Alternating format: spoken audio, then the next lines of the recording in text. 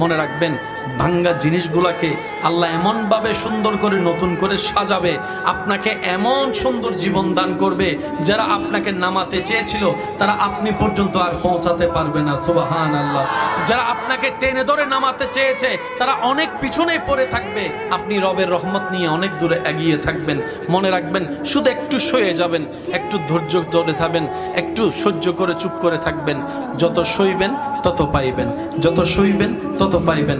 কোনো আফসোস নাই, কোনো আপত্তি নাই, কোনো হা হতাশ নাই। রবকে শুধু এতটুকু বলবেন, যখনই মন খারাপ হবে সিজদায় মাথাটা ঝুঁকিয়ে, ইয়া রব, আমি যা পেয়েছি কোনো কিছু পাওয়ার যোগ্যতা আমার কাছেই নেই, সব তুমি দয়া করে দান করেছো, সব তুমি দয়া করে দান করেছো।